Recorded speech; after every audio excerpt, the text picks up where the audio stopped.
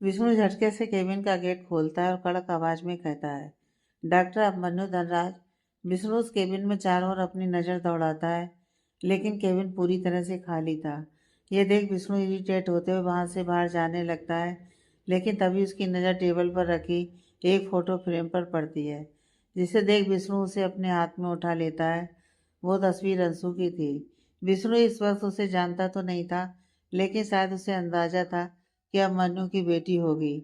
उसे देख विष्णु कहता है, जैसे तुम्हारे लिए तुम्हारी बेटी इम्पोर्टेंट है, वैसे ही मेरी नबी मेरी जान है। अब मन्नू धनराज, ये बात तुम्हें समझनी होगी। कब तक भागोगे तुम? आज तो मैं तुम्हें ढूंढ कर ही रहूंगा। इतना कर विष्णु गुस्से में निकलता है कि अचानक किसी से टकरा जाता है। विष्णु का मोबाइल उसकी जेब से नीचे गिर जाता है। विष्णु दांत पीसते हुए सामने देख कहता है, अंधी हो क्या? दिखाई नहीं देता? अनीसा तो जैसे एक पल के लिए विष्णु की पर्सनालिटी में खोसी गई। चेहरे पर एक रुतबा, आंखों में रौब, वो फिट बॉडी, अट्रैक्टिव लुक्स। लेकिन विष्णु के गुस्से की आग को ठंडा करने की कोशिश में वो कहती है, सॉरी मिस्टर, मैंने देखा नहीं आपको। इतना कहते हुए अनीसा झुककर विष्णु का फोन उठाती है, लेकिन उस फोन की स्क्रीन पर लगी फोटो देख उसकी आंखें हैरानी से बड़ी हो गईं। उसका मुंह खुला का खुला रह गया। आंखों को जैसे यकीन नहीं हो पा रहा था। वो अभी भी मोबाइल को अपने हाथ में लिए उसकी स्क्रीन को घूर रही थी। ये देख विष्णु उसके हाथ से अपना मोबाइल छीन लेता है। विष्णु के ऐसा करने से अनीसा जैसे अपने सेंस में आ जाती है, लेकिन अभी भी उसे इस बात का यकीन नहीं हो रहा था कि उसने चांदनी की तस्वीर विष्णु के साथ देखी, जिसे विष्णु ने अपने मोबाइल की स्क्रीन पर लगाया हुआ था। अनीसा अपने दिमाग में जैसे कुछ सोचती है और फिर विष्णु की ओर देखती है, लेकिन विष्णु अपनी जगह पर नहीं था। यह देख अनीसा परेशान सी हो जाती है। वो दौड़ते हुए वहां से आगे बढ़ती है। विष्णु हॉस्पिटल के बाहर खड़ी अपनी कार की ओर बढ़ ही रहा था कि अनीसा की आवाज़ उसके कदमों को रोक देती है। Meraki resort. विष्णु पलटकर अनीता की ओर देखता है तो अनीसा कुछ कदम बढ़ा विष्णु के नजदीक आकर कहती है, अब मन्नू इस वक्त वहीं है। विष्णु कुछ पर अनीसा को देखता है और उसके मन में अनीसा के लिए कई सवाल थे। आखिर क्यों उसने इतनी आसानी से उसे अभिमन्यु का पता दे दिया? विष्णु ने तो उससे पूछा भी नहीं, लेकिन विष्णु कोई सवाल किए बिना वहां से निकल जाता है। तो वहीं दूसरी ओर अभिमन्यु ने वो पूरा रिसॉर्ट बुक कर रखा था चांदनी के लिए। रोमांटिक तरीके से सारी तैयारियां भी करवाई थी। वो खुश होकर एक नज़र उस पूरे रिसॉर्ट में दौड़ाता है और कहता है, बिल्कुल वैसा ही डेकोरेशन है जैसा मैं चाहता था। सपने को सही करने का वक्त आ गया है डॉक्टर अभिमन्यु। यह सब सोचते हुए अभिमन्यु अपने हाथ में पहनी घड़ी की ओर देखता है और मुंह बना कहता है, अभी तो 6:30 बजे हैं। मैंने तो चांदनी को 7 बजे आने का बोला था। अपनी एक्साइटमेंट में कुछ जल्दी ही आ गया मैं तो। इतना कि अभिमन्यु एक टेबल पर बैठ जाता है। तभी उसका फ़ोन बजता है। अभिमन्यु कॉल रिसीव करता है तो दूसरी ओर से रोहन की आवाज़ आती है, सर जिस पेशेंट की आज सुबह आपने सर्जरी की थी उसकी हालत क्रिटिकल हो रही है, आप प्लीज एक बार आकर देख लें। यह सुन अभिमन्यु अपनी जगह से उठ खड़ा होता है और शॉक्ड होते हुए कहता है, ऐसा कैसे पॉसिबल है? वो तो बिल्कुल ठीक था, फिर अचानक कैसे? सर डोंट नो कि अचानक उसे क्या हुआ, बट मैं इतना जानता हूँ कि इस वक्त आप ही उसे ठीक कर सकते हैं। रोहन की बात सुन अभिमन्यु कॉल कट कर देता है और खुद से ही सवाल करने लगता है, क्या करूं? आज इतना बड़ा दिन है मेरे लिए। आज मुझे चांदनी से अपने दिल की बात कहनी है, उसके साथ टाइम स्पेंड करना है। लेकिन वो पेशेंट भी तो मेरी जिम्मेदारी है। अगर उसे कुछ हो गया तो अब मन्नू बेचैन था। उसे समझ में नहीं आ रहा था कि वो किस ओर अपने कदम बढ़ाए। लेकिन फिर वो जैसे कुछ मन ही मन निश्चित करता है और कहता है, अभी टाइम है आधे घंटे का, चांदनी 7 बजे आएगी। मैं तब तक उस पेशेंट को देखकर वापस आ जाऊंगा और अगर चांदनी मुझसे पहले पहुंच भी गई तो मैं उसे मैसेज ड्रॉप कर दूंगा कि थोड़ी देर मेरा वेट कर ले। यह सब सोचते हुए अब मन्नू तेज कदमों से बाहर निकल जाता है। कुछ ही देर में चांदनी की कार रिसॉर्ट के बाहर रुकती है। ड्राइवर कार से बाहर निकल चांदनी के लिए दरवाजा खोलता है। चांदनी ने आज मैरून कलर की chiffon sari with sleeveless blouse पहना हुआ था। उसके लंबे घने बाल उसकी कमर तक लहरा रहे थे। माथे पर छोटी सी बिंदी और हल्के मेकअप के साथ बिल्कुल कयामत लग रही थी। चांदनी एक्साइटेड होते हुए आगे बढ़ती है। नीले पानी से भरा हुआ एक बड़ा सा स्विमिंग पूल, चारों तरफ से उस जगह को घेरे हुए बड़े बड़े खूबसूरत से पौधे। उस नज़ारे को देख चांदनी के होंठों पर एक मुस्कान आ जाती है। वो आगे बढ़ती है और अंदर की तरफ जाती है, जहाँ रोशनी थोड़ी मध्यम थी, लेकिन वहाँ की सजावट और जगमगा रही कैंडल्स उस जगह पर एक अलग सी रोशनी बिखेरे हुए थी। एडी, बाहर तो आओ। कहाँ हो तुम? चांदनी अपने कदम लगातार बढ़ा रही थी। तभी उस मध्यम रोशनी में एक शख्स की परछाई चांदनी को महसूस होती है। वो समझ जाती है कि अभिमन्यु ही है, इसलिए वो अभिमन्यु की ओर अपने कदम बढ़ा देती है। अभिमन्यु के सीने से लग चांदनी कहती है, बहुत खूबसूरत है ये सब कुछ Eddie. Thank you so much मुझे इतना स्पेशल फील करवाने के लिए। अभिमन्यु कोई जवाब नहीं देता। उससे पहले उस जगह पर जगमगाती हुई लाइट्स ऑन हो जाती हैं और इतना उजाला हो जाता है कि सुई भी अगर गिर गई हो तो वो आसानी से ढूंढा जा सकता था। चांदनी मुस्कुराते हुए अभिमन्यु की ओर देखती है तो अचानक ही उसके कदम पीछे हो जाते हैं। वो हैरान रह जाती है। उसे इस वक्त ऐसा फील हो रहा था जैसे उससे बहुत बड़ी गलती हो गई हो, क्योंकि सामने विष्णु था, लेकिन विष्णु का हाल इस वक्त क्या हो रहा था वो कोई समझना तो दूर सोच भी नहीं सकता था। वही जाना पहचाना एहसास, वही खुशबू, वही जज्बात जो सुरभि के सामने आने पर विष्णु के दिल में उमड़ने लगते थे। वही चेहरा, वही खूबसूरती, वही कजरारी आंखें, वही कशिश। विष्णु की सांसें तो मानो थमसी गई थी। पलकें तो गलती से भी नहीं झपक रही थी, क्योंकि विष्णु के लिए अगर ये सपना भी है तो वो इस सपने को यूं ही रोक कर रखना चाहता था। सुरभि के सामने देख उसका दिल जैसे फिर से धड़क उठा था, जो बरसों पहले धड़कना भूल सा गया था। उसकी आंखों में नमी छा गई थी। वो कांपते हुए होंठ जैसे कुछ कहने की कोशिश में थे, लेकिन जुबान थी कि खुलने का नाम नहीं ले रही थी। सुरभि भी काफी देर तक विष्णु को निहारती रही। एक जाना पहचाना एहसास, प्यार की वो हवाएं उसके दिल में एक अजीब सी हलचल मचाने लगी थी। लेकिन सुरभि चाह कर भी अपने एहसासों को समझ नहीं सकती थी। वो अपनी उन फीलिंग्स को इग्नोर कर विष्णु की ओर देख कहती है, मिस्टर, आप जो कोई भी हैं, आई एम सॉरी। एक्चुअली मैं अपने पति का वेट कर रही थी। मुझे पता नहीं था कि यहाँ कोई और होगा। I am so sorry for this. इतना का सुरभि जाने को मुड़ती है कि विष्णु उसकी कलाई पकड़ लेता है और उसे खींचकर अपने सीने से लगा लेता है। सुरभि के लंबे बाल हवा में लहराते हुए विष्णु की दाढ़ी से चिपक उसके सीने तक में चिपक जाते हैं। वो सुरभि की कमर में अपने दोनों हाथ लपेटे कहता है, मैं जानता था कि तुम इतनी आसानी से मुझे छोड़कर नहीं जा सकती। इन आंखों ने भले ही उस ब्लास्ट में सब कुछ राख होते देखा था, लेकिन दिल ये जानता था कि इतनी आसानी से सब खत्म नहीं हो सकता। यकीन था मुझे जिंदगी के किसी मोड़ पर हमारी मुलाकात जरूर होगी।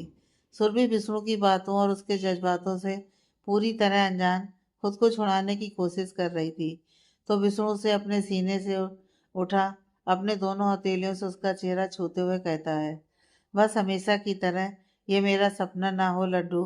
अगर तुम मेरे सपने की तरह फिर से मेरे सामने से गायब हुई तो इस बार मैं सह नहीं पाऊंगा यार। मेरा दिल धड़कना बंद कर देगा। इस बार मत जाना please. I love you Surabhi. I love you so much. Surabhi एक पल के लिए विष्णु की आंखों से बहते जज्बातों को हैरानी से देखने लग जाती है, जो विष्णु के एहसासों में मानो खोसी गई थी। विष्णु सुरभि के माथे को अपने लबों से छू लेता है। विष्णु के ऐसा करने से सुरभि के शरीर में तो मानो एक करंट सा दौड़ गया। वो बिल्कुल शॉक्ड रह गई। वो विष्णु को धक्का दे खुद से दूर करती है और खींचकर एक जोर का थप्पड़ उसके गाल पर लगाती है। सुरभि को सामने देख विष्णु के सिर पर जो पागलपन सवार हुआ था वो अचानक उतर सा गया। वो सुरभि की ओर देखता है तो सुरभि दांत पीसते हुए कहती है, कहा ना गलती से आपके गले लग गई थी मैं। आपको समझ नहीं आ रही मेरी बात? हिम्मत कैसे हुई आपकी मुझे किस करने की? शर्म नहीं आती किसी भी शादीशुदा लड़की के साथ ऐसी घटिया हरकत करने में आपको? सुरभि विष्णु को भला बुरा सुनाते हुए भागकर वहां से चली जाती है। तो विष्णु शॉक्ड हुए खड़ा था। उसे समझ में नहीं आ रहा था कि सुरभि ने यह सब क्या कहा और क्यों, लेकिन वो खुद को संभालते हुए सुरभि के पीछे भागता है। तब तक सुरभि अपनी कार में बैठ ड्राइवर को वहां से चलने का कहती है। सुरभि जा रही थी, यह देख विष्णु बेचैन हो उठता है। वो सुरभि की कार के पीछे भागते हुए उसे आवाज़ देता है। सुरभि रुको, सुरभि प्लीज मुझे छोड़कर मत जाओ। विष्णु सुरभि की कार के पीछे कुछ दूर तक जाता है, तभी उसका मोबाइल रिंग होता है और ना चाहते हुए भी वो अपने कदम रोक लेता है। विष्णु देखता है कि नैना का कॉल है, तो वो सब कुछ भूल जल्दी से कॉल रिसीव करता है। हेलो मामू, कहाँ हो आप? नबी आपको मिस कर रही है और मम्मा ना मुझे चॉकलेट भी नहीं खाने दे रही हैं। आप मम्मा को समझाओ ना प्लीज। नबी की चहकती हुई आवाज़ सुन विष्णु के होठों पर सुकून भरी एक मुस्कुराहट आ गई। वो हंसते हुए कहता है, मामू की बात करवाओ मम्मा से, मैं उन्हें समझा देता हूँ कि नबी को चॉकलेट खाने दे। तभी दूसरी ओर से नैना कहती है, भाई क्या हुआ, बात बनी या नहीं? विष्णु एक गहरी सांस ले कहता है, बात बनी तो नहीं, लेकिन बनेगी जरूर। बस थोड़ा सा सब्र रख नैना। इतना क्या विष्णु कॉल कट कर देता है। तभी तेजा विष्णु के पास आकर कहता है, बॉस आगे क्या करना है? विष्णु कहता है, अपनी टीम को बुला लो। तेजा, मैं चाहता हूँ कि जल्द से जल्द सुरभि के बारे में सारी इन्फॉर्मेशन मेरे सामने हो। वो जिंदा थी तो मेरे पास क्यों नहीं आई? इंदौर छोड़ यहाँ मुंबई में क्या कर रही है और किसके साथ रहती है? उसने मेरे साथ अजनबियों की तरह बिहेव क्यों किया? मुझे पहचान कर भी पहचाना क्यों नहीं उसने? ये सब कहते हुए विष्णु की आंखों में दर्द और बेचैनी साफ झलक रही थी। तेजा हाँ में अपना सिरेला देता है तो वहीं चांदनी अपने कमरे में आईने के सामने बैठी हुई थी। वो अपने झुमके उतार रही थी, लेकिन उसकी आंखों में बार बार वही मंजर तैर रहा था जब विष्णु ने उसका माथा चूमा और उसकी कमर में हाथ डाल उसे सीने से लगाया। चांदनी को वो एहसास, वो छुअन काफी जानी पहचानी लग रही थी, लेकिन वो इस बात को स्वीकार नहीं कर पा रही थी कि किसी गैर मर्द ने उसे यूं छुआ। उसकी आंखों से आंसू बहने लगते हैं। वो अपना माथा उस जगह पर पहुंचने लगती है जहां विष्णु ने किस किया था। एडी को कैसे बताऊंगी ये सब कुछ? उसे कितना बुरा लगेगा। वो मुझसे नाराज हो जाएगा। आखिर ऐसे कैसे किसी भी अजनबी ने मुझे छू लिया और मैंने ऐसा होने दिया? क्यों नहीं रोका मैंने उसे? किन एहसासों में खो गई थी मैं? किस मुंह से कहूंगी मैं एडी से यह बात? तभी कमरे का दरवाजा खोल अभिमन्यु अंदर आता है। वो चांदनी को यूं रोता हुआ देखता है तो पछतावे भरी नजरों में उसकी ओर देख कहता है, चांदनी आई एम सॉरी यार, वो अचानक मुझे हॉस्पिटल जाना पड़ गया था। एक पेशेंट की हालत बहुत क्रिटिकल थी, उसे मेरी ज़रूरत थी, लेकिन इन सब में मैं काफ़ी लेट हो गया। जब मैं हॉस्पिटल से रिजॉर्ट पहुंचा तो तुम वहां नहीं थी। बाहर स्टाफ से आकर पूछा तो उन्होंने कहा कि तुम आई थी और कुछ देर बाद चली गई। मैंने तुम्हें कॉल भी किए लेकिन तुमने उठाए नहीं। आई एम रियली सॉरी यार। चांदनी अभी भी खामोश बैठी थी। न चाहते हुए भी उसके दिलो दिमाग में विष्णु ही तैर रहा था। उसका यूं उसे छूना, उसके नजदीक आना चांदनी को बेचैन किए जा रहा था। अब मन्नू की बातें चांदनी के दिल दिमाग तक पहुंच ही नहीं पा रही थी, क्योंकि वहां कब्जा कर लिया था विष्णु के एहसासों ने। चांदनी खुद से ही सवाल करती है, ऐसा क्या था उस अजनबी की बाहों में जो मैं आज़ाद होकर भी खुद को उसकी बाहों में ही महसूस कर रही हूँ? ऐसा क्या था उसके किस में जो अंदर से मुझे बेचैन किए जा रहा था? ऐसा क्या था उसकी छुअन में जो उसके जिस्म की खुशबू मेरे बदन से जाने का नाम नहीं ले रही? चांदनी को खामोश और सोच में डूबा हुआ देख अभिमन्यु उसके कंधे में अपने हाथ रख उसे उठाता है और उसके चेहरे पर अपनी हथेली रख कहता है, नाराज हो? चांदनी नामे अपना सिर हिला देती है तो अभिमन्यु अपने कान पकड़ कहता है, प्लीज माफ कर दो। चांदनी हल्का मुस्कुराकर कहती है, छोड़ो अब इन सब बातों को और ये बताओ कि वो पेशेंट कैसा है जिसके लिए तुम मुझे अकेला छोड़कर चले गए? अभिमन्यु मुस्कुराकर कहता है, आज तक ऐसा हुआ है कि डॉक्टर अभिमन्यु धनराज ने किसी पेशेंट का इलाज किया हो और वो भगवान को प्यारा हो जाए? नहीं मिसेस धनराज, ऐसा पॉसिबल नहीं है। अभिमन्यु की बात पर चांदनी भी मुस्कुरा देती है। तो वहीं दूसरी ओर विष्णु अपने कमरे की बालकनी में खामोश खड़ा था। वो एकटक बाहर की ओर देखते हुए सिगरेट के कस ले रहा था। उसकी धड़कनें बेताब थीं सुरभि से एक बार और मिलने के लिए। आखिर सुरभि उसके सामने से चली गई और विष्णु को उसे रोकने तक का होश न था। उसे खुद पर ही गुस्सा आ रहा था, क्यों वो सुरभि को रोक नहीं पाया। वो अपनी आधे से ज्यादा सुलग चुकी सिगरेट को नीचे फेंक खुद से कहता है, मुझे यकीन नहीं हो पा रहा कि तुम जिंदा हो। ये चमत्कार कैसे हुआ? तो मुझे छोड़कर यहाँ क्यों चली आई? मुझे अपने सामने देख तुम भी उतनी खुश क्यों नहीं हुई जितना मैं हुआ? अजनबियों की तरह क्यों पेश आई मेरे साथ? और भी बहुत सारे सवालों के जवाब चाहता हूँ मैं तुमसे। वापस मेरे सामने आना होगा तुम्हें। तो वहीं दूसरी ओर चांदनी भी आसमान में खिले हुए चांद को एकटक देखे जा रही थी। न जाने इस एक पल में ऐसा क्या था कि चांदनी का दिल अभी भी वहीं थमा हुआ था। आज आसमान का वो चांद दो दिलों की बातें एक दूसरे तक पहुंचाने का जरिया बना हुआ था। दोनों की निगाहें उस चांद पर टिकी हुई, जैसे उसके अंदर ही अपने एहसासों को महसूस कर रहे हों। अगले दिन अभिमन्यु और उसकी पूरी फैमिली अपने नए हॉस्पिटल के शिलान्यास सेरेमनी में आए हुए थे। यह हॉस्पिटल अभिमन्यु के पापा श्रीकांत धनराज जी के लिए बहुत खास था। कई सालों से वो इस हॉस्पिटल को बनवाने का सपना देखते आए थे और फाइनली अब हॉस्पिटल बनने का काम स्टार्ट हो रहा था। इसलिए श्रीकांत जी काफी खुश थे। कई सारे बिजनेसमैन भी इस सेरेमनी में आए हुए थे। फंक्शन चल ही रहा था कि तभी एंट्री होती है विष्णु राय त्रिपाठी की। चेहरे पर तीखे भाव, आंखों में एक रौब, एक अलग सा रुतबा। ब्लैक कलर के थ्री पीस सूट में विष्णु काफी हैंडसम लग रहा था। उसके साथ उसका बॉडीगार्ड तेजा भी अपने चेहरे पर गंभीर भाव लिए खड़ा था। विष्णु को देखते ही अभिमन्यु की आंखें बड़ी हो जाती हैं। वो कभी विष्णु से मिला तो नहीं था, फिर भी उसे अच्छे से पहचानता था। आखिर विष्णु की अमानत को उसने अपना बनाकर इतने सालों से अपने पास जो रखा था। अभिमन्यु अपनी जगह से उठ खड़ा होता है और गुस्से में अपने हाथ की मुट्ठियां बांधते हुए कहता है, इसकी इतनी हिम्मत कि यहाँ तक चला आया, वो भी बिन बुलाए। आज सबके सामने इसकी इज्जत ना उतारी तो मेरा नाम भी अभिमन्यु धनराज नहीं। इतना क्या अभिमन्यु आगे बढ़ता है, लेकिन उससे पहले इसके पापा श्रीकांत जी आगे बड़े आदर भाव से विष्णु का स्वागत करती है। ये देख अभिमन्यु चाह कर भी आगे बढ़ नहीं पाता। वो खुद को रोक लेता है।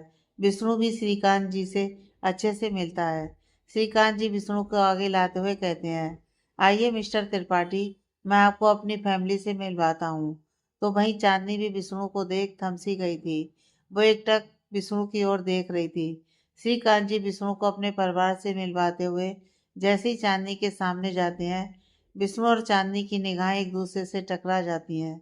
दोनों के दिल एक साथ धड़क उठते हैं। चांदनी की आंखों में कल रात का वो मंजर तैर गया जब विष्णु ने उसे अपने सीने से लगा उसका माथा प्यार से चूमा था।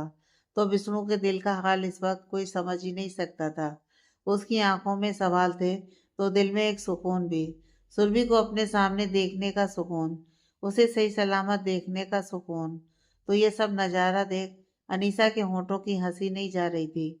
सच्चाई भले ही पूरी तरह से उसके सामने नहीं खुली थी, लेकिन फिर भी उसका दिमाग कहीं ना कहीं अंदाजा लगा चुका था कि चांदनी की असलियत क्या है। विष्णु को चांदनी की नज़रों में झांकता देख अब मनु से रहा नहीं जाता। वो खुद को रोक नहीं पाता और चांदनी के कंधे पर हाथ रख खुद उसकी बगल में खड़े हो कहता है, माई वाइफ मिसेज चांदनी अभिमन्यु धनराज। अभिमन्यु की बात सुन विष्णु अपनी नज़र उठा अभिमन्यु की ओर देखता है और फिर उसके हाथ को देखता है जो उसने चांदनी के कंधे पर रखा हुआ था। विष्णु के अंदर इस वक्त एक तूफान उठ रहा था, लेकिन फिर भी वो खुद को खामोश किए हुए था। वो अपना हाथ चांदनी की ओर बढ़ा धीमी आवाज में कहता है, हेलो मिसेज धनराज। चांदनी ना चाहते हुए भी विष्णु से हैंडशेक करती है, तो अभिमन्यु भी जल्दी से अपना हाथ विष्णु की ओर बढ़ाता है और उससे हाथ मिलाता है। श्रीकांत जी स्टेज पर आकर माइक अपने हाथ में लिए कहते हैं, लेडीज एंड जेंटलमैन, यह हॉस्पिटल मेरा सपना है। मैं बहुत खुश हूँ कि आज इस सपने की शुरुआत होने जा रही है और इस शुरुआत में मेरा हाथ थामा है इस देश के जाने माने बिजनेसमैन मिस्टर B.R. त्रिपाठी ने। ट्रेडर्स से लेकर ऑटोमोबाइल कंपनी, रियल एस्टेट से लेकर फाइनेंस कंपनी, ऐसा कुछ नहीं जहाँ त्रिपाठी इंडस्ट्रीज के नाम का डंका ना बजता हो। और सबसे बड़ी गुड न्यूज़ तो यह है कि कल ही मिस्टर त्रिपाठी ने इस हॉस्पिटल में अपना फंड लगाने की बात कही, सिर्फ इस शर्त पर कि भविष्य में इस हॉस्पिटल में गरीबों और ज़रूरतमंदों का मुफ्त इलाज किया जाएगा। मैं उनके इस फैसले का सम्मान करता हूँ और बहुत खुशी के साथ बताना चाहता हूँ कि मिस्टर त्रिपाठी खुद आगे आए हैं इस हॉस्पिटल को खड़ा करने में हमारी मदद के लिए। मैं शुक्रगुजार हूँ ऐसे इंसान का जो इतनी बड़ी पोजीशन पे पहुँचने के बाद भी इतने डाउन टू अर्थ हैं। श्रीकांत जी की तारीफ पर चारों ओर तालियां बजने लगती हैं। तो भाई अब मन्नू का गुस्सा उसके चेहरे पर साफ झलक रहा था। वो बस मन महसूस कर विष्णु की तारीफें सुन रहा था। सेरेमनी खत्म होने को आई थी और इस दौरान विष्णु की निगाहें एक पल के लिए भी चांदनी से नहीं हटी थी। तो चांदनी की नजरें भी न जाने क्यों घूमकर विष्णु से टकरा ही जाती थी। तो अब मन्नू का दिल भी बेचैन था। जिस बात का डर उसे परेशान किए था, आखिर वो पल आ ही गया था। अब मन्नू ने तो सोचा भी नहीं था कि एक दिन विष्णु यूं उसके और चांदनी के बीच आकर खड़ा हो जाएगा। विष्णु अपनी जगह से उठ खड़ा होता है और श्रीकांत जी से हाथ मिला कहता है, मिस्टर धनराज, आई थिंक अब मुझे चलना चाहिए। फिर मिलेंगे। श्रीकांत जी मुस्कुराकर कहते हैं, फिर कभी नहीं, बल्कि कल ही आपको मेरे घर आना है डिनर के लिए। मैंने सुना है कि आपका परिवार भी यहाँ आया हुआ है, तो प्लीज आप उन्हें भी लेकर आएं और सेवा का मौका दें। श्रीकांत जी की बात सुन अब मनु इरिटेट होने लग जाता है। वो कुछ कहने के लिए आगे बढ़ता है कि तभी कोई उसका हाथ पकड़ लेता है। मन्नू मुड़कर देखता है तो अनीसा मुंह बना कहती है, सबके सामने इस तरह गुस्सा दिखाना सही नहीं है मन्नू, कम डाउन। अब मन्नू अपना हाथ झटक अनीसा से अपना हाथ छुड़ा लेता है और विष्णु की ओर देखने लग जाता है, लेकिन विष्णु वहां से जा चुका था। घर आने के बाद अब मन्नू अपने पापा श्रीकांत जी की ओर देख कहता है, कौन से तार कहाँ से जोड़ रहे हैं आप डैड? वो विष्णु राय त्रिपाठी एक बिजनेसमैन है, और ये जो बिजनेसमैन होते हैं ये हर चीज में अपना फायदा देखते हैं। आई एम वेरी श्योर कि वो आपके हॉस्पिटल में इन्वेस्टमेंट भी अपने किसी मकसद के लिए कर रहा होगा। श्रीकांत जी अब मन्नू की ओर देख कहते हैं, हो क्या गया है तुम्हें अभी? दिमाग तो ठिकाने है तुम्हारा। ऑफ कोर्स वो एक बिजनेसमैन है और आज इन्वेस्ट कर रहा है तो कल अपना फायदा भी देखेगा। इसमें नई बात क्या है? तभी श्रीकांत जी की नज़र अनीसा पर पड़ती है तो उसके पास जाकर उसके सिर पर हाथ फेर कहते हैं, मैं तो शायद मिस्टर त्रिपाठी के साथ ये डील कर ही नहीं पाता। ये सारा प्लान अनीसा का था। उसी ने मुलाकात करवाई मेरी मिस्टर त्रिपाठी से। श्रीकांत जी की बात सुन अभिमन्यु अनीसा को तीखी नजरों से देखने लग जाता है तो अनीसा उसे इग्नोर कर श्रीकांत जी की ओर देख कहती है, अंकल मैंने तो सिर्फ अपना फर्ज निभाया है। मैं जानती हूँ कि यह हॉस्पिटल बनाना आपका सपना है और यह भी जानती हूँ कि मिस्टर त्रिपाठी का साथ मिलने के बाद आपका सपना पूरा होने में कोई अड़चन नहीं आएगी। अनीसा की बात सुन श्रीकांत जी मुस्कुराकर सहमति में अपना सिर हिला देते हैं तो अब मन्नू दांत पीसते हुए अपने कमरे की ओर चला जाता है। इधर विष्णु खुले आसमान के नीचे बैठा हुआ था। उसके एक हाथ में ड्रिंक से भरा गिलास था तो दूसरे हाथ में सुलगता हुआ सिगरेट और आंखों में एक दर्द। जब अभिमन्यु ने चांदनी के कंधे पर अपना हाथ रखा, उसे अपनी बीवी कह इंट्रोड्यूस किया, वो पल न जाने क्यों विष्णु को इतना दर्द दे रहा था। इतने में तेजा आकर विष्णु के पास खड़ा हो जाता है और कहता है, बॉस हमारी टीम ने अभिमन्यु धनराज की लाइफ के बारे में सारी इंफॉर्मेशन हासिल कर ली है। विष्णु बेसब्र हुए तेजा की ओर देख कहता है, क्या पता चला तेजा? तेजा एक गहरी सांस ले कहता है, अभिमन्यु धनराज जाना माना और सक्सेसफुल हार्ट सर्जन है। शुरुआत के दिनों में जिस हॉस्पिटल में वो अपनी ट्रेनिंग करता था वहाँ उसकी मुलाकात एक लड़की से हुई। उसका नाम चांदनी था। वो लड़की भी डॉक्टर थी। धीरे धीरे अभिमन्यु और चांदनी के बीच प्यार हुआ और फिर शादी। दोनों को एक बेटी भी हुई है, लेकिन उनकी बेटी जब 2-2.5 साल की थी तो चांदनी की एक कार एक्सीडेंट में मौत हो गई। कहने को ये एक हादसा था, लेकिन असलियत ये थी कि चांदनी धनराज की कार के ब्रेक्स जानबूझकर फेल किए गए थे। विष्णु को ये कहानी कुछ समझ में नहीं आ रही थी। वो असमंजस के भाव लिए कहता है, क्यों और किसने? मुंबई शहर का स्मगलर राघवेंद्र आप्टे। सालों पहले उसकी वाइफ की हालत बहुत ज़्यादा सीरियस हुई थी। तब उसका इलाज चांदनी धनराज ने किया था और चांदनी उसकी वाइफ को बचा नहीं सकी थी। इस बात से राघवेंद्र आप्टे बिल्कुल बौखला गया था। उसका इल्जाम था कि चांदनी की लापरवाही से उसकी वाइफ की जान गई है। राघवेंद्र आप्टे ने अभिमन्यु और उसकी बीवी को जान से मारने की धमकी भी दी थी, जिसे इन लोगों ने इतना सीरियस नहीं लिया था। एक दिन मौका पाकर राजेंद्र आप्टे के आदमियों ने चांदनी की कार के ब्रेक्स फेल कर दिए और इस हादसे में चांदनी की डेथ हो गई। लेकिन मौत के लगभग 6 महीने बाद अभिमन्यु धनराज चांदनी को ढूंढकर वापस अपने घर ले आया। उसने प्रेस के सामने यह बयान किया कि उस हादसे में चांदनी की डेथ नहीं हुई थी। कुछ लोगों ने उसे बचा लिया था, लेकिन उसके दिमाग में इतनी गहरी चोट आई थी कि उसकी याददाश्त खो गई है। अब उसे पास्ट का कुछ भी याद नहीं है। पिछले 3 सालों से डॉक्टर अभिमन्यु चांदनी को ट्रीटमेंट भी दे रहे हैं कि उसकी याददाश्त वापस आ जाए। यह कहानी सुन विष्णु एक गहरी सांस ले कहता है, लेकिन ऐसा कैसे हो सकता है तेजा? दो लोगों का चेहरा एक जैसा कैसे हो सकता है?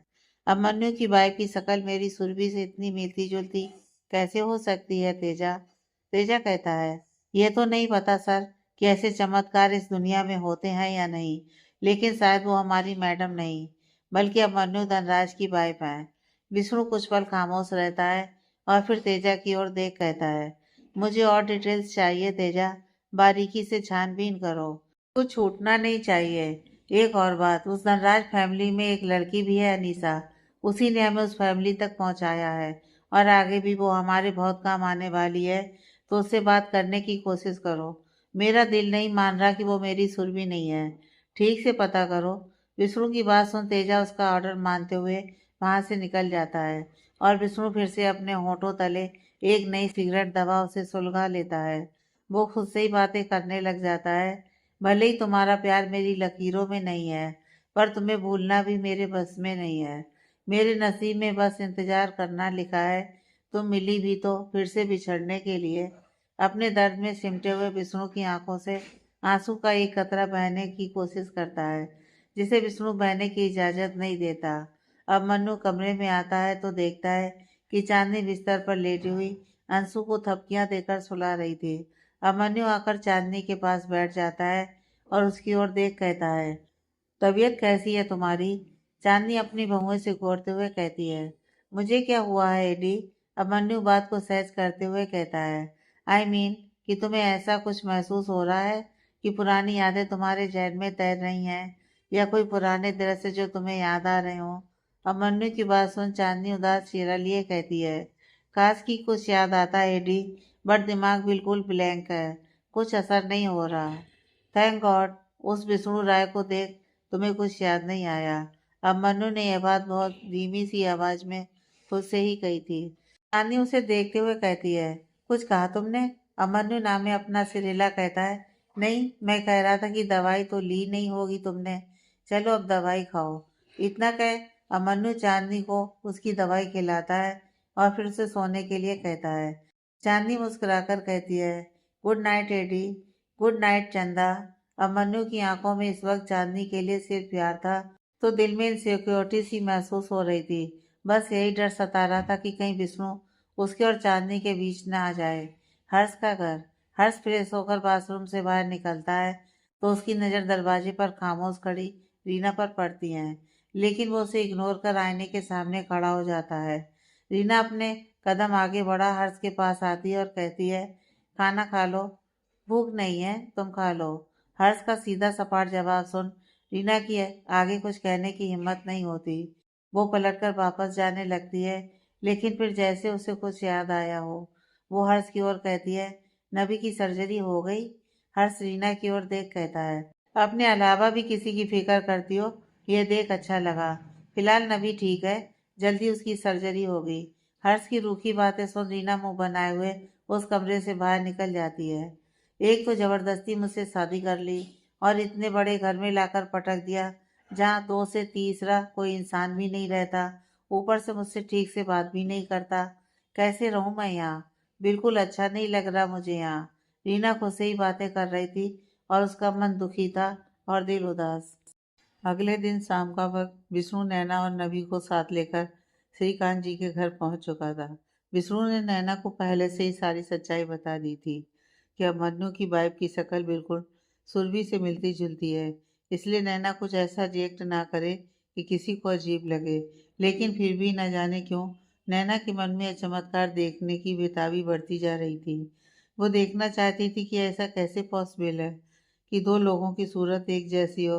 अभिमन्यु का परिवार विष्णु और नैना का बड़े आदर और सम्मान से स्वागत करता है। नबी को देख अंशु भी बहुत खुश होती है।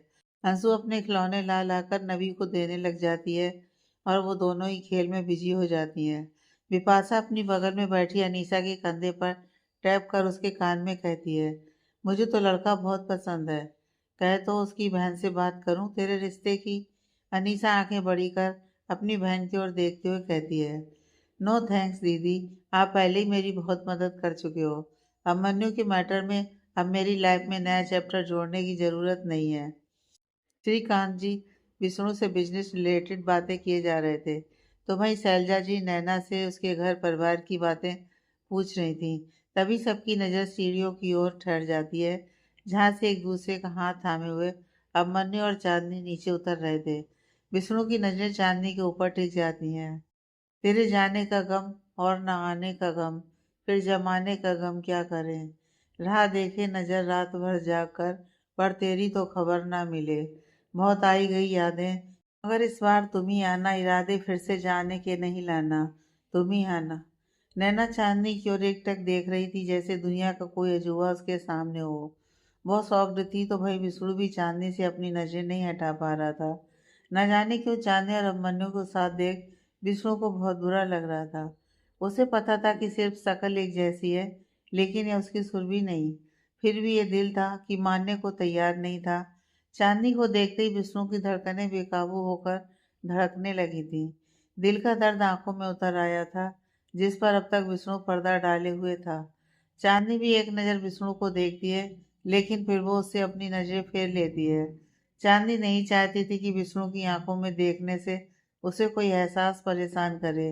उन्हें देख श्रीकांत जी मुस्कुराकर कहते हैं, अभिमन्यु, चांदनी, ये मिस्टर त्रिपाठी की बहन है नैना कुकरेजा। अभिमन्यु नैना की ओर देख उसे हेलो कहता है, तो चांदनी भी मुस्कुराकर नैना को हेलो कहती है। नैना अपने आश्चर्य को छुपाते हुए एक झूठी मुस्कान लिए उन दोनों से मिलती है। श्रीकांत जी कहते हैं, ये दोनों भी आ गए, अब हम चलकर डिनर शुरू करते हैं। शैलजा, खाना लगवाओ। शैलजा जी सहमति में सिर हिलाकर वहां से चली जाती हैं। तभी विष्णु गहरी सांस लेते हुए कहता है, मिस्टर अभिमन्यु धनराज, मैं इस डिनर के बहाने आपसे बहुत ज़रूरी बात करने आया हूँ, और शायद आप अच्छे से जानते भी हैं कि मैं आपसे क्या बात करना चाहता हूँ। आखिर इतने दिनों से आप मुझे इग्नोर भी कर रहे हैं, तो आपको पता ही होगा कि मैं आपसे क्या चाहता हूँ। विष्णु की बात सुन श्रीकांत जी सवालिया निगाहों से अभिमन्यु की ओर देखने लगते हैं, तो अभिमन्यु रूखे लहजे में कहता है, अगर कोई इग्नोर करे तो उसके घर नहीं पहुंच जाना चाहिए मिस्टर त्रिपाठी, बल्कि उसकी प्राइवेसी का सम्मान करते हुए उसका पीछा छोड़ देना चाहिए। अभिमन्यु की बात सुन श्रीकांत जी कड़क लहजे में कहते हैं, शट अप अभिमन्यु, ये क्या तरीका है गेस्ट के साथ बात करने का। श्रीकांत जी विष्णु की ओर देखकर कहते हैं, सॉरी मिस्टर त्रिपाठी, आप मुझे बताइए मैं आपकी क्या हेल्प कर सकता हूँ। विष्णु कुछ दूर पर खेल रही नबी की तरफ देखते हुए कहता है, उस बच्ची को देख रहे हैं आप मिस्टर धनराज। कहने को तो वो मेरी भांजी है, मेरी बहन नैना की औलाद, लेकिन मेरे लिए वो मेरे जीने की वजह है, मेरी जिंदगी का सुकून है। विष्णु की बात सुन सब आश्चर्य से नबी की ओर देखने लग जाते हैं, तो वहीं नैना की आंखें छलक आती हैं। विष्णु अपनी बात को जारी रखते हुए कहता है, कुछ दिन पहले पता चला कि नबी के हार्ट में छेद है, जिसे एक सर्जरी के द्वारा ठीक किया जा सकता है। इंदौर में डॉक्टर ने रिकमेंड किया था कि मैं ये सर्जरी डॉक्टर अभिमन्यु धनराज से करवाऊं, लेकिन डॉक्टर साहब ने तो साफ इनकार कर दिया वहां आने से। विष्णु की बात पर सब लोग हैरानी से अभिमन्यु को देखने लग जाते हैं, क्योंकि सब जानते थे कि अभिमन्यु कभी किसी की जान बचाने में पीछे नहीं हटता, चाहे उसे कितनी ही दूर क्यों ना जाना पड़े। अभिमन्यु इस वक्त विष्णु को तीखी नजरों से देख रहा था, तो विष्णु मुस्कुराकर कहता है, मैंने सोचा हो सकता है कि डॉक्टर अभिमन्यु की इस शहर से कोई दुश्मनी हो, इसलिए वो यहाँ नहीं आना चाहते। बस मैंने फिर डिसाइड किया कि मैं तो डॉक्टर अभिमन्यु के शहर आ सकता हूँ ना, इसलिए यहाँ चला आया। श्रीकांत जी अभिमन्यु की ओर देख कहते हैं, अभी क्यों मना किया तुमने मिस्टर त्रिपाठी को, जबकि तुम तो हर किसी के लिए अपना 100% देते हो। अभिमन्यु एक गहरी सांस लेकर विष्णु की ओर देखकर कहता है, आप यहाँ आए, अच्छा लगा। आपने मेरे डैड के हॉस्पिटल में इन्वेस्ट किया, वो भी अच्छा लगा। आप आज हमारे घर डिनर पर आए, वो भी अच्छा लगा। लेकिन मैं आपकी कोई मदद नहीं कर सकता, ये मेरा डिसीजन है, और मेरे डिसीजन के पीछे मेरा पर्सनल रीजन है। इतना कि अभिमन्यु तेज कदमों से कमरे की ओर चला जाता है, तो सब शॉक्ड होकर अभिमन्यु के इस बिहेवियर को देखते रह जाते हैं। चांदनी की नज़र नैना पर पड़ती है, जो अभिमन्यु के मना करने से बहुत ज़्यादा दुखी हो गई थी।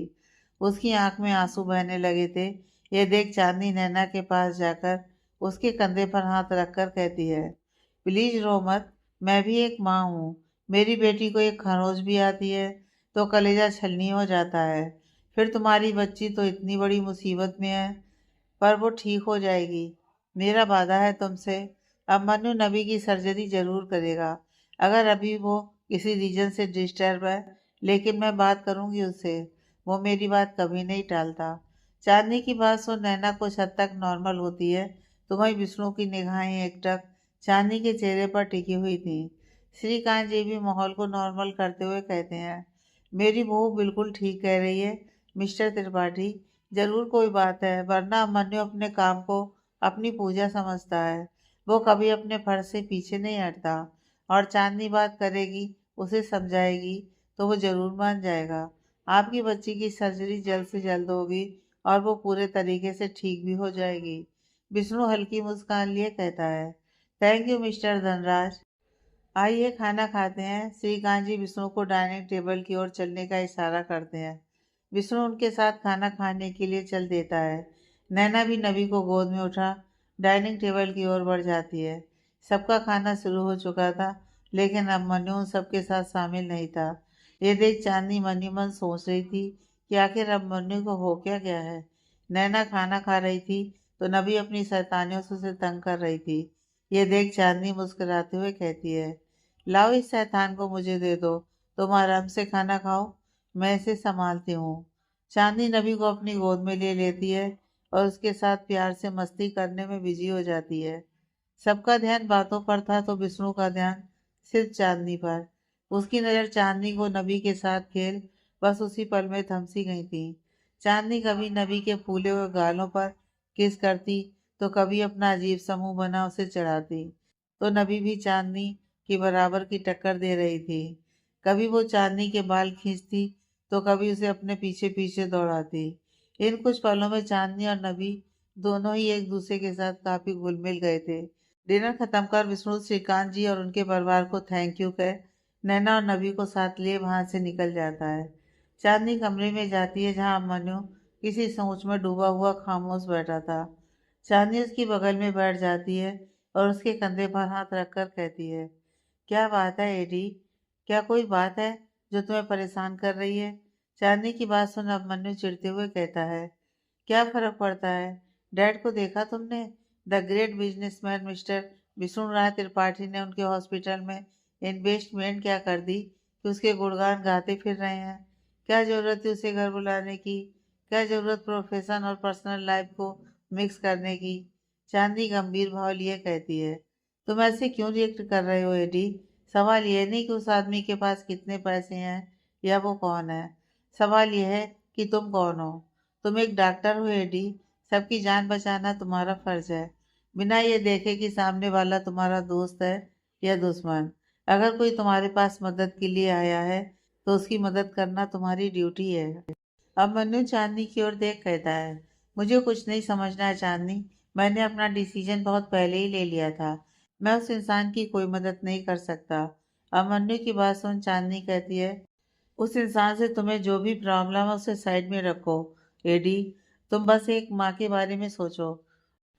नवी की माँ का हाल देखा नहीं क्या तुमने? उस छोटी सी क्यूट सी मासूम बच्ची की आंखों में मासूमियत नहीं देखी क्या तुमने? उसे तो पता भी नहीं कि उसके साथ क्या हो रहा है। बेचारी बच्ची बहुत छोटी है एडी। उसके साथ कुछ गलत नहीं होना चाहिए। तुम भी एक बाप हो, समझ सकते हो कि अंशु को एक खरोच भी आए तो हमारा क्या हाल होता है। चांदनी की बातों पर अब मन्नू खामोश रह गया था। वो समझ नहीं पा रहा था कि अब क्या आगे वो बोले। चांदनी की इमोशनल बातों को कैसे इग्नोर करे। चांदनी अब मन्नू को खामोश देख सीरियस हो कहती है, तुम्हें मेरी कसम है एडी, तुम्हें अंशु का वास्ता है, तुम्हें उस बच्ची को ठीक करना ही होगा। ये सुन अब मन्नू चांदनी की ओर आंखें बड़ी करके देखने लगता है।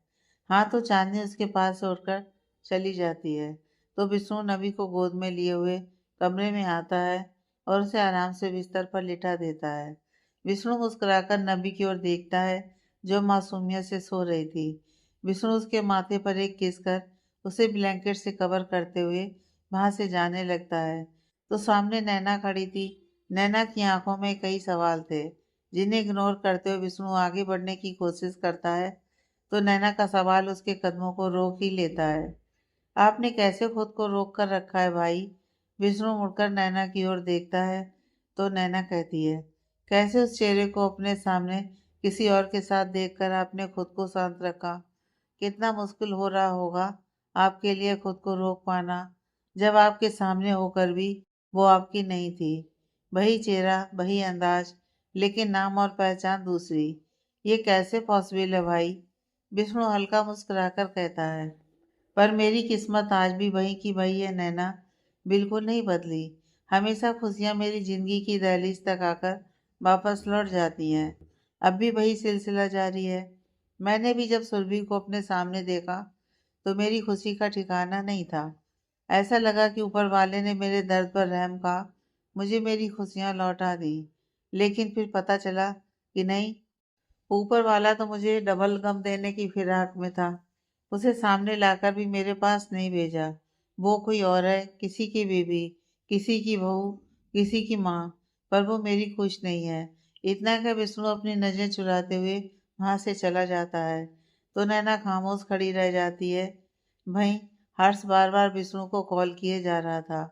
विष्णु कॉल रिसीव करता है तो हर्ष गुस्से में कहता है, कहाँ मर गया था? जान निकली जा रही थी मेरी और तू कॉल नहीं उठा रहा। विष्णु कहता है, सॉरी यार, एक्चुअली आज वो सड़ियल डॉक्टर अभिमन्यु के घर गया था तो वही बिजी था। फिर लौटते वक्त नबी मेरी गोद में सो रही थी तो कॉल रिसीव करता तो उसकी नींद डिस्टर्ब हो जाती। बस अभी फ्री हुआ। तू बोल, क्या बात है? हर से एक गहरी सांस ले कहता है, बात कुछ नहीं है, बस नबी की चिंता हो रही थी। कैसी है मेरी दादी अम्मा? विष्णु मुस्कुराकर कहता है, बिल्कुल ठीक है। होपफुली बॉब मन्नू धनराज नबी की सर्जरी करने के लिए मान जाए तो कल या परसों नबी की सर्जरी भी हो जाएगी और वो बिल्कुल ठीक भी हो जाएगी। हर्ष कहता है, अगर नहीं माना तो? इतना सुनते ही विष्णु के चेहरे के भाव बदल जाते हैं। वो गुस्से में कहता है, मैं इतने दिनों से चुप हूँ तो सिर्फ नबी के लिए। उस डॉक्टर के सामने झुक रहा हूँ, अच्छा बिहेव कर रहा हूँ, लेकिन अगर उसने मना किया तो ये उसकी जिंदगी के आखिरी पल होंगे। मैं उसकी जान लेने से खुद को रोक नहीं पाऊंगा। हर्ष विष्णु को समझाते हुए कहता है, ऐसा मत करना भाई, वैसे भी मुसीबतों का पहाड़ हमेशा तेरे सर पर खड़ा रहता है। मैं नहीं चाहता कि तू किसी और मुसीबत में फंसे। प्लीज खुद पर काबू रखना। विष्णु कहता है, वो तो भक्ति बताएगा। खैर तू फिक्र ना कर, रात काफी हो चुकी है, जाकर सो जा। मैं बस कल के इंतजार में हूँ। इतना का विष्णु कॉल कट कर देता है तो हर्ष भी बेमन सा अपना फोन बिस्तर पर रख चुपचाप बैठ जाता है। तभी रीना कमरे में आती है। वो हर्ष को खामोश और परेशान देख हिम्मत जुटा कहती है, तुम ठीक हो? हर्ष नजरें उठा रीना की ओर देखता है और कहता है, तुम यहाँ क्या कर रही हो? तुम्हें तो अलग कमरा दे रखा है ना मैंने, तो अपने कमरे में जाओ। रीना मुंह बना कहती है, यही तो है मेरा कमरा, मैं तो अपने कमरे में ही आई हूँ। लेकिन तुम पहले से ही यहाँ बैठे थे तो इसलिए मैंने पूछा कि तुम ठीक हो। रीना की बात सुन हर्ष हड़बड़ाकर बिस्तर से उठता है और चारों ओर देखते हुए कहता है, हाँ तो ठीक है, ये घर मेरा है, यहाँ के सारे कमरे मेरे हैं, तो मैं कहीं भी आ जा सकता हूँ। रीना खामोशी से हर्ष की ओर देखती रहती है तो हर्ष भी कुछ पल उसे निहारते हुए वहां से जाने लगता है। तो रीना हिम्मत जुटाकर कहती है, कल मुझे अपने घर जाना है। ये सुन हर्ष अपनी जगह पर ठहर जाता है। वो अपने कदम पीछे खींच रीना के करीब आ जाता है और उसके घबराए हुए चेहरे को देख कहता है, कहीं नहीं जाओगी, ना कल ना कभी। और हर्ष की बात सुन रीना चिढ़ते हुए कहती है, तुम होते कौन हो मुझे मना करने वाले? और क्या प्यार प्यार की रट लगा रखी थी तुमने? ये है तुम्हारा प्यार? जब तक मैं तुम्हें हासिल नहीं हुई थी तो कहते थे कि मुझसे बहुत प्यार करते हो, और अब जब मैं तुम्हारी बीवी बन गई हूँ तो मुझसे ढंग से बात तक नहीं करते, मेरी ओर देखना भी पसंद नहीं करते। यही था तुम्हारा प्यार? रीना की बात सुन हर्ष कसकर उसकी बाजू पकड़ता है तो उधर से रीना की आह निकल जाती है। हर्ष उसे घूरते हुए कहता है, हासिल अभी तक मैंने तुम्हें किया ही कहाँ है? बीवी होने के फर्ज अभी तक तुमने निभाए कहाँ है? हर्ष झटके से रीना की बाजू छोड़ता है तो रीना 2 कदम पीछे हो जाती है। वो अपनी बाजू को सहलाने लग जाती है। तो हर्ष कहता है, यही है मेरा प्यार, कि भले ही तुम्हारी मर्जी के बिना तुमसे शादी कर ली, लेकिन तुम्हारी मर्जी के बिना तुम्हें हाथ नहीं लगाया। और तुम मुझसे अच्छे व्यवहार की उम्मीद कर रही हो। तुम भूल गई कि इन 3-4 सालों में तुमने मेरे साथ कैसा बिहेव किया। तुम्हारे लिए अपना हर शौक, अपना हर ऐशो आराम छोड़कर एक मिडिल क्लास आदमी की तरह तुम्हारे सामने आता था, तुमसे मिलने के लिए, तुम्हारा दिल जीतने के लिए। वो बन जाता था जो मैं कभी था ही नहीं। और तुम्हें भी मैं पसंद था। लेकिन वो एक दिन जब तुम्हें ये पता चला कि मैं कोई मिडिल क्लास नहीं, बल्कि एक रईस आदमी हूँ, तुम्हारी पसंद नफरत में बदल गई। उसके बाद से कितने एफर्ट किए मैंने तुमसे बात करने के, तुम्हें मनाने के, लेकिन तुम हर बार मुझे इग्नोर करती गई। ऐसा क्या गुनाह कर दिया था यार? मैंने बस एक छोटा सा झूठ ही तो बोला था, वो भी तुम्हारे क्लोज आने के लिए। कोई मर्डर तो नहीं किया था, कोई क्राइम तो नहीं हुआ था मुझसे, जो मेरे दिल को हर वक्त तोड़ती चली गई तुम। मैं भी जानता हूँ इन 3 सालों में मैंने तुम्हें मनाने के लिए, अपना प्यार साबित करने के लिए कितनी मेहनत की है। लेकिन तुम्हें घंटा फर्क नहीं पड़ा मेरे जज्बातों से। हर्ष की बातें, उसका फ्रस्ट्रेशन, उसका गुस्सा देख रीना चाह कर भी कुछ नहीं कह पा रही थी। तभी हर्ष उसके बिल्कुल नजदीक आकर उसकी कमर में हाथ डाल खुद से चिपकाते हुए कहता है, तुम किसी अरे गहरे से शादी करने के लिए रेडी हो गई, पर मुझसे नहीं। मैंने तो छोड़ दी थी वो उम्मीद, हट गया था तुम्हारे रास्ते से। लेकिन फिर विष्णु ने मुझे कुछ ऐसा बताया कि मेरा प्यार मेरे दिल पर हावी हो गया। मेरे दिल ने कहा कि नहीं, मैं इस सिचुएशन में तुम्हारा हाथ नहीं छोड़ सकता। सब कुछ जानकर तुम्हें गड्ढे में नहीं कूदने दे सकता। जबरदस्ती ही सही, लेकिन अगर तुमसे शादी करके तुम्हारी जिंदगी नरक होने से बचा सकता हूँ, तो मुझे वो करना होगा। यह जबरदस्ती की शादी भी मेरे प्यार का एक सबूत है, मिस रीना चौधरी। रीना असमंजस के भाव लिए हर्ष की ओर देख रही थी। उसे हर्ष की बातें बिल्कुल समझ नहीं आ रही थी। वो हर्ष के सीने में अपनी हथेलियां टिकाए हुए उसे देख रही थी, तो हर्ष रीना की कमर में हाथ डाले उसे खुद के इतने नजदीक किए हुए था कि हवा भी उन दोनों के दरमियान गुजर न सके। रीना अपने कांपते लबों को खोल कहती है, मुझे समझ नहीं आ रहा तुम क्या कह रहे हो। हर धीरे से अपने हाथ रीना की कमर से खींच लेता है और उससे 2 कदम दूर होते हुए कहता है, एक दिन समझ जाओगी, और नहीं भी समझी तो बेकदर को प्यार की कदर क्या समझाना। भूल जाना मैंने अभी जो कुछ भी कहा। इतना कह हर्ष उस कमरे से बाहर निकल जाता है और रीना अपनी आंखों में आंसू समेटे हुए बिस्तर पर बैठ जाती है। अगले दिन विष्णु लाइफ केयर हॉस्पिटल पहुंचता है, जहां मन्नू अपने केबिन में खामोश बैठा हुआ था। विष्णु दंदनाता हुआ उसके केबिन में आता है और ठीक सामने उसके एटीट्यूड लिए बैठ जाता है। यह देख अब मन्नू अपनी आंखें छोटी करते हुए कहता है, मिस्टर त्रिपाठी, थोड़े मैनर तो रखने ही चाहिए आपको। बिना नॉक किए आप ऐसे मेरे केबिन में आ गए और बिना कहे बैठ भी गए।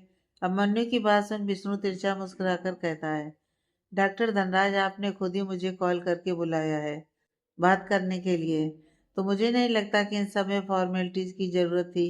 अब कहिए, क्या बात है। अब मन्नू एक पल के लिए शांत रहता है और फिर कहता है, मैं रेडी हूँ आपकी भांजी की सर्जरी के लिए। ये सुन विष्णु के होठों पर एक मुस्कान आ जाती है। वो कुछ कहने को होता है कि अब मन्नू अपनी बात को जारी रखते हुए बोल पड़ता है, ये सब मैं अपनी वाइफ के कहने पर कर रहा हूँ, क्योंकि मैं उससे बहुत प्यार करता हूँ। उसके लिए कुछ भी कर सकता हूँ। यह सुन विष्णु के होठों की मुस्कान खुद ब खुद बुझ गई। उसे देख अभिमन्यु कहता है, लेकिन मेरी एक शर्त भी है मिस्टर त्रिपाठी। विष्णु अपने होठों को तिरछा कर कहता है, अभी तो तुमने कहा कि तुम अपनी वाइफ से प्यार करते हो, इसलिए उसके कहने पर मेरी हेल्प कर रहे हो। तो प्यार में शर्तें कहाँ से आ गई डॉक्टर धनराज? अभिमन्यु तीखी नजरों से विष्णु को देख कहता है, सर तो सुन लो मिस्टर त्रिपाठी। विष्णु अपनी एक आईब्रो चढ़ाते हुए कहता है, कहो। अब मनु एक गहरी सांस लेते हुए कहता है, यह हमारी पहली मुलाकात है और मैं उम्मीद करता हूँ कि आखिरी होगी। कल नबी की सर्जरी के बाद उसके ठीक होते ही आप वापस लौट जाएंगे और फिर कभी मेरे या मेरे परिवार की ज़िंदगी में लौटकर वापस नहीं आएंगे। मेरी यही शर्त है कि ज़िंदगी में ना कभी मैं आपकी शक्ल देखूं, ना आप मेरी। मेरा या मेरे परिवार की ज़िंदगी से किसी भी मोड़ में दोबारा आपसे मिलना ना हो। अब मन्नू की सर सुन विष्णु कुछ पल खामोश रहता है और फिर एक गहरी सांस लेते हुए कहता है, मुझे समझ नहीं आता कि तुम्हारी क्या दुश्मनी है मुझसे। जहाँ तक मैं जानता हूँ ये पहली बार है जब मैं तुमसे मिला हूँ। इससे पहले मेरी जिंदगी में तुम्हारा जिक्र भी नहीं हुआ। फिर ये बेवजह की नफरत क्यों है मुझसे? ऐसा क्या छीन लिया मैंने तुमसे? छीना नहीं है तो छीन सकते हो। बहुत सुना है मैंने तुम्हारे बारे में कि विष्णु राय त्रिपाठी इतने जुनूनी इंसान है कि अगर उन्हें कोई चीज़ चाहिए तो वो हर हाल में हर कीमत में उस चीज़ को हासिल कर लेते हैं, लेकिन मांग कर नहीं, छीन कर। क्या पता मेरी भी किसी चीज़ पर आपकी नज़र पड़ जाए और आप उसे छीनने की कोशिश करने लगें। मैं अपनी चीज़ों से, अपने रिश्तों से बहुत प्यार करता हूँ। कोई रिस्क नहीं ले सकता, इसलिए ज़रूरी है कि सारी बातें पहले ही क्लियर कर दूँ। अगर आप चाहते हैं कि मैं नबी की सर्जरी करूँ तो मेरी शर्त माननी होगी आपको। विष्णु हाँ में अपना सिर हिला कहता है, मैं भी अपने रिश्तों से बहुत प्यार करता हूँ डॉक्टर धनराज। आपकी हर शर्त मंजूर है। मैं वादा करता हूँ कि नबी की ठीक होते ही मैं यहाँ से चला जाऊँगा और कभी वापस नहीं आऊँगा। अब मन्नू और विष्णु कुछ पल एक दूसरे को देखते हैं। फिर अब मन्नू हल्का मुस्कुराकर कहता है, तो फिर ठीक है, नबी की सर्जरी की तैयारियां करते हैं। मेरी गारंटी है कि बच्ची ठीक हो जाएगी और फ्यूचर में उसे सर्जरी से रिलेटेड कोई प्रॉब्लम नहीं होगी। विष्णु सुकून भरी सांस लेते हुए अपनी जगह से उठ खड़ा होता है और अब मन्नू से हाथ मिलाते हुए कहता है, थैंक यू मन्नू। अब मन्नू अपनी पलकें झपका मुस्करा देता है तो विष्णु तेज कदमों से वहां से निकल जाता है। केबिन के बाहर खड़ी अनीसा उन दोनों की बातें सुन चुकी थी। वो हल्का मुस्कुराकर कहती है, मिस्टर त्रिपाठी, आप यहाँ से जाएंगे तो जरूर, लेकिन चांदनी की उस हमशक्ल को अपने साथ लेकर, क्योंकि अब मन्नू की जिंदगी में मेरी जगह है, सिर्फ मेरी। वहीं चांदनी अपने कमरे में इधर से उधर टहल रही थी। वो बेचैन थी, खुद से ही सवाल कर रही थी, पता नहीं एडी ने क्या डिसीजन लिया होगा। मेरा फोन भी नहीं उठाया उसने और कुछ कहकर भी नहीं किया। आई हो कि उसने हाँ कह दी हो। मैंने नैना से वादा किया था कि मैं एडी को मना लूंगी। अगर वो नहीं माना तो? तभी चांदनी का फोन रिंग होता है। चांदनी जल्दी से कॉल रिसीव करती है तो दूसरी ओर से आवाज आती है, हेलो चांदनी जी, मैं नैना बोल रही हूँ। नैना की आवाज़ सुन चांदनी कुछ निराश हो कहती है, नैना सॉरी यार, अब मनु ने अभी तक मुझे अपना फैसला नहीं बताया, बट यू डोंट वरी, वो हाँ ही कहेगा, तुम चिंता। चांदनी अपनी बात कह ही रही थी कि तभी नैना बोलती है, उन्होंने हाँ कह दिया है चांदनी, थैंक यू सो मच आपकी मदद के लिए। कल नबी की सर्जरी है, आई होप मेरी बच्ची जल्दी से ठीक हो जाएगी। ये सुन चांदनी के होठों पर भी एक मुस्कुराहट आ जाती है। वो बहुत खुश हो जाती है। रात का वक्त नैना नबी को सुला रही थी। कल नबी की सर्जरी है, यह सोच सोच कर नैना का दिल भारी हो रहा था। इतनी छोटी सी उम्र में उस नन्ही सी जान को कितना दुख सहना पड़ रहा था, यह सोच कर ही नैना का दिल भारी हुआ जा रहा था। तभी घर की डोरबेल बजती है तो नैना सोच में पड़ जाती है।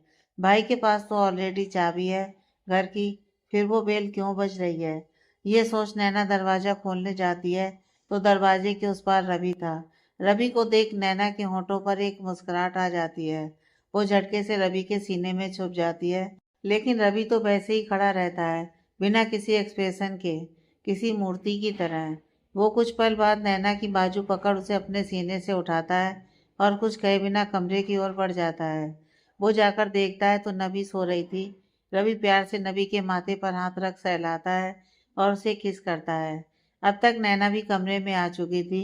वो रवि के चेहरे पर गुस्से को पढ़ते हुए कहती है, क्या हुआ है रवि, तुम ठीक हो ना? रवि नैना की ओर देख धीमी आवाज में कहता है, मेरी बच्ची की सर्जरी हो रही है कल, और ये बात मुझे आज पता चल रही है, वो भी तुमसे नहीं। इतना कह रवि पलटकर कमरे से बाहर निकल जाता है। वो दूसरे कमरे में जाकर अपनी शर्ट उतारने लग जाता है तो नैना भी उसके पीछे आते हुए कहती है, मैंने तुम्हें कॉल करने की कोशिश की थी लेकिन तुम्हारा कॉल नहीं लगा था। रवि नैना की बात सुन रवि उसे देखते हुए कहता है, एक दिन कॉल किया था तो क्या दूसरे दिन कॉल नहीं कर सकती थी? बस एक दिन फॉर्मेलिटी के लिए कॉल कर दिया, जैसे मैं कोई गैर हूँ। सच तो यह है नैना कि तुम्हें फर्क भी नहीं पड़ता मेरे होने या ना होने से। तुम जानती हो कि तुम्हें कोई प्रॉब्लम है तो तुम्हारे पास तुम्हारा भाई है, पति की जरूरत तो है ही नहीं। और अगर पति चाहेगा भी तो क्या ही कर लेगा? वो इतना पावरफुल तो है नहीं कि अपनी बीवी और अपनी बेटी को प्रोटेक्ट कर पाएगा। नैना रवि को हैरानी से देखते हुए कहती है, कैसी बातें कर रहे हो रवि? मैंने ऐसा तो कभी सोचा ही नहीं। तुम्हें गलतफहमी हो रही है। ये सुन रवि मुस्कुराकर कहता है, नबी के हार्ट में छेद है और इतनी बड़ी बात तुमने मुझे नहीं बताई नैना। उसकी सर्जरी होनी है, ये भी नहीं बताया। उसे लेकर मुंबई आए हो, ये भी नहीं बताया। और तुम कहती हो कि मैं गलत समझ रहा हूँ। तो सच सुन लो नैना, सच यह है कि तुम आज भी दिल से मुझे अपना पति नहीं मान पाई हो। आज भी तुम्हारे दिल में कहीं ये गिल्ट छुपा हुआ है कि काश रोहन ने तुम्हें धोखा ना दिया होता तो उसके साथ एक अच्छी लाइफ बिताती। आज भी उसे याद करती हो तुम। आज भी यही सोचती हो कि काश रोहन जिंदा होता। वो मरकर भी जिंदा है हमारे बीच नैना।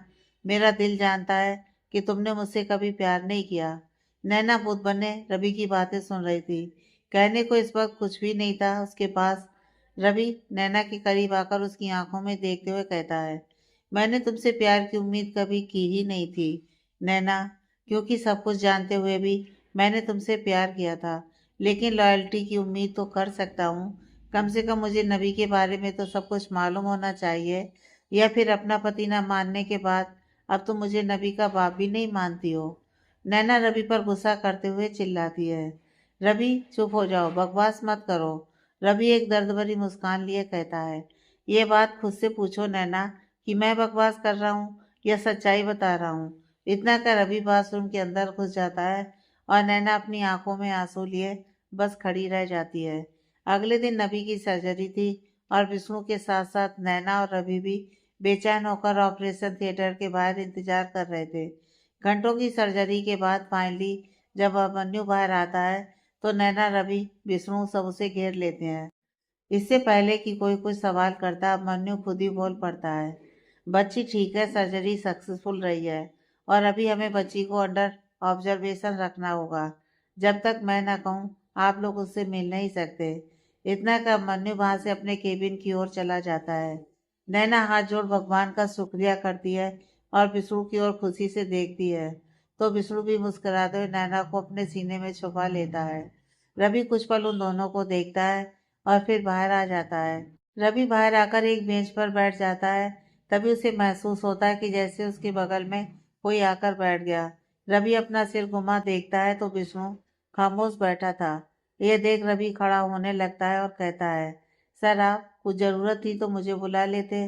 विष्णु रवि का हाथ पकड़ उसे बैठाता है और कहता है, मैं जानता हूँ तुम नाराज हो नैना से और तुम गलत नहीं हो। बाप होने के नाते तुम्हारा सबसे पहला हक है नबी पर।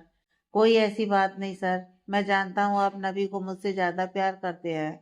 इतना कर रवि खामोश हो जाता है तो विष्णु एक गहरी सांस लेते हुए कहता है, नैना तुम्हें इन्फॉर्म करना चाहती थी, मैंने ही उसे मना किया था।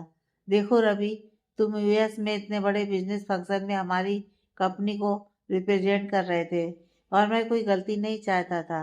ऐसा नहीं था कि मैं स्वार्थी था या मेरे लिए तुम्हारे इमोशन से ज़्यादा अपनी कंपनी के नाम की चिंता थी। पर मुझे ये विश्वास था कि यहाँ जो कुछ भी चल रहा है वो मैं संभाल लूँगा। लेकिन वहाँ तुम थे और तुम कमज़ोर नहीं पड़ सकते थे। अगर तुम्हें नबी के बारे में खबर देता तो तुम खुद को संभाल नहीं पाते। बस इसलिए। रवि बीच में ही बोल पड़ता है, आपको ये सब कहने की ज़रूरत नहीं है सर। मैं जानता हूँ आप जो कुछ भी करते हैं वो सोच समझ कर ही करते हैं। मुझे कोई शिकायत नहीं। रवि की बात सुन विष्णु मुस्कुरा देता है।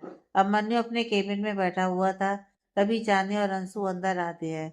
ये देख अब मन्नू हैरानी के भाव लिए उन्हें देख कहता है, तुम दोनों यहाँ क्या कर रहे हो? चांदनी कहती है, एडी एक्चुअली अंशु ने जिद की थी कि उसे नबी से मिलने जाना है और मैं भी चाहती थी कि एक बार नैना से मिल लूं और नबी को भी देख लूं। अब मन्नू चिढ़ते हुए कहता है, किससे पूछ कर आई हो यहाँ? मैंने तुमसे कहा था ना कि तुम बिना बताए कहीं नहीं जाओगी। अगर तुम्हें कुछ हो जाता तो? अब मन्नू की कड़क और रूखी बातें सुन चांदनी का मुंह बन गया। उसकी आंखों में आंसू भर आए। वो अपना सिर नीचे झुका लेती है। अब मन्नू चांदनी की आंखों में आंसू देखता है तो उसे खुद पर ही गुस्सा आने लगता है। वो खुद से ही कहता है, ये आंसू ही तो कमजोरी है मेरी। मैं नहीं चाहता कि मेरी वजह से तुम्हारी आंखों में आंसू आए। पर मैं ये भी नहीं चाहता कि तुम किसी भी जरिए से उस विष्णु राय त्रिपाठी के नजदीक जाओ। अब मन्नू अपनी सोच में ही गुम था। तभी अंशु अपनी चहकती हुई आवाज में कहती है, डैडी आप मम्मा को मत डांटो। मैं नहीं जिद की थी यहाँ आने की। मम्मा तो मुझे मना कर रही थी। अगर डांटना ही है तो मम्मा के बदले मुझे डांट लो। अंशु की बात सुन अभिमन्यु पछतावे के भाव लिए कहता है, सॉरी अंशु, मुझे आपकी मम्मा से ऐसे बात नहीं करनी चाहिए थी। प्लीज माफ कर दो। अंशु मुंह बना कहती है, मुझे नहीं, मम्मा को सॉरी कहो। यह सुन अभिमन्यु चांदनी की ओर देखता है जिसके चेहरे पर नाराजगी के भाव थे। अभिमन्यु चांदनी के करीब आकर उसके चेहरे को देख कहता है, मैं सिर्फ तुम्हारी सेफ्टी के लिए फिक्र में रहता हूँ। तुम्हें याद नहीं है चांदनी, लेकिन तुम्हारी आज जो भी हालत है वो उस गुंडे राघवेंद्र आपटे की वजह से है। उसी की वजह से तुम्हारा एक्सीडेंट हुआ और आज तुम्हें कुछ याद नहीं। बस इसलिए फिक्र रहती है तुम्हारी। अभिमन्यु की आंखों में खुद के लिए परवाह देख चांदनी हल्का मुस्कुराते हुए कहती है, ठीक है, आइंदा ऐसा नहीं करूंगी। कहीं भी जाऊंगी तो तुम्हें बताकर ही जाऊंगी। अभिमन्यु मुस्कुराकर चांदनी को अपने सीने से लगा लेता है। तभी केबिन का गेट खोल विष्णु अंदर आता है, लेकिन अभिमन्यु और चांदनी को एक दूसरे के इतने करीब देख उसके चेहरे के हाव भाव बदल जाते हैं। वो चाहकर भी अपनी नजरें फेर नहीं पाता। उसकी लाल निगाहों में देखते ही देखते नमी छाने लगी थी। तभी अभिमन्यु की नजरें विष्णु पर पड़ती हैं तो वो चांदनी को अपनी बाहों में और कस लेता है और उसकी गर्दन में अपने होंठ रब करते हुए कहता है, मैं भी तुम्हें बहुत मिस कर रहा था चंदा। अच्छा किया जो तुम मुझसे मिलने आ गई। अभिमन्यु की सरकत से चांदनी की भौहें सिकुड़ जाती हैं। उसके माथे पर बल पड़ जाते हैं। वो सोच में पड़ जाती है कि अभिमन्यु ऐसी हरकतें क्यों कर रहा है। वो जल्दी से अभिमन्यु से दूर होती है। तभी उसकी नज़र गेट पर खड़े विष्णु पर जाती है। विष्णु की निगाहें टकराते ही चांदनी का दिल स्पीड से धड़क उठा। वो विष्णु से अपनी निगाहें फेर लेती है। तब तक अभिमन्यु विष्णु की ओर देख कहता है, क्या बात है मिस्टर त्रिपाठी, आप मेरे केबिन में क्या कर रहे हैं। विष्णु खुद को संभालते हुए अपने चेहरे के भाव सहज किए हुए कहता है, वो नबी की बॉडी में हलचल हो रही है तो मैं पूछने आया था कि क्या उसे होश आ रहा है। ये सुन अभिमन्यु हल्का मुस्कुराकर कहता है, मैं उसे चेक कर लेता हूँ, डोंट वरी, घबराने की कोई बात नहीं है। विष्णु चुपचाप केबिन से बाहर चला जाता है। अभिमन्यु चांदनी और अंशु की ओर देख कहता है, चलो अब आई हो तो मिल लो नबी से। इतना कह अभिमन्यु केबिन से निकलता है और उसके पीछे पीछे चांदनी और अंशु भी जाते हैं। अभिमन्यु नबी को चेक करता है। अब तक नबी ने आंखें खोल ली थी और वो मम्मा मम्मा की रट लगाए हुए थी। नैना उसके माथे पर प्यार से हाथ फेरने लगती है। अभिमन्यु पूरी तरह से सेटिस्फाई होकर नैना और विष्णु की ओर देख कहता है, बिल्कुल ठीक है, किसी भी तरह की कोई प्रॉब्लम नहीं है। बस कुछ दिन यहीं हॉस्पिटल में रहना होगा, कम से कम एक हफ्ते। इतना कह विष्णु वहां से निकल जाता है तो भाई अंशु और चांदनी भी नबी के पास आकर उसके साथ बातें करने लगती हैं। नबी अंशु और चांदनी को देख बहुत खुश होती है और उन दोनों को देख मुस्कुराने लगती है। विष्णु एक नज़र प्यार से नबी को निहारता है और फिर चांदनी को देखता है जिसके होंठ नबी को प्यार करते हुए खुशी से खिले हुए थे। विष्णु चुपचाप वहां से बाहर आ जाता है। आगे की कहानी नेक्स्ट पार्ट में।